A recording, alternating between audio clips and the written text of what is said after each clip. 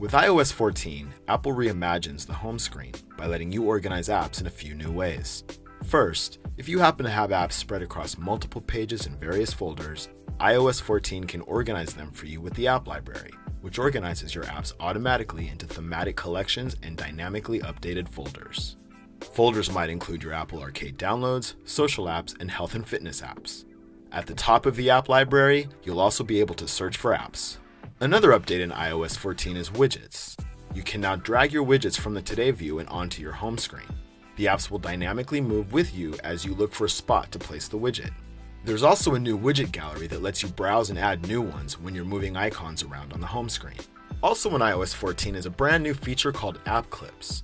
These are basically on-demand micro apps that can temporarily be installed when and where you need them, and that automatically go away when you don't. App Clips can include support for Apple Pay, but are small in size to be quickly downloaded in a time of need, like an app for paying for your parking meter, for instance.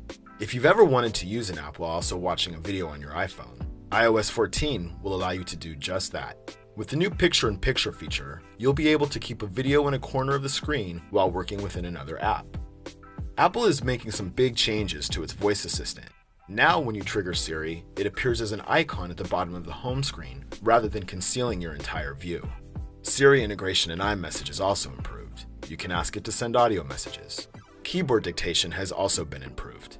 Rounding out the Siri updates is the Translate app, which supports 11 languages and can be used entirely offline.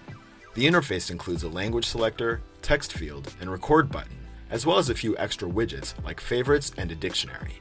You can have a conversation in 2 different languages, and it can translate from voice to text and back to voice again. iMessage is getting a big update in iOS 14, which will allow it to better compete with the likes of WhatsApp, Telegram, and others. First, you can pin conversations to the top of the app in order to access them quicker.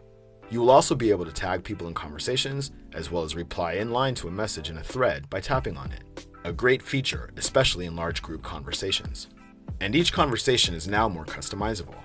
You can set a photo or a memoji for a conversation, and Apple displays the icons of each contact involved.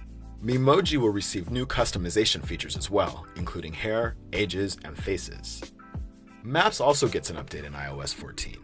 The more detailed maps that had been rolled out in the US will now be introduced into the UK, Ireland, and Canada. In New York City, LA, SF, Shanghai, and Beijing, Apple is rolling out cycling as a transportation mode. It takes elevation into account and will let you know if you're in for a challenging uphill workout or a leisurely flat ride. For both cycling and walking routes, you'll be able to tell Maps to avoid steps and steep hills.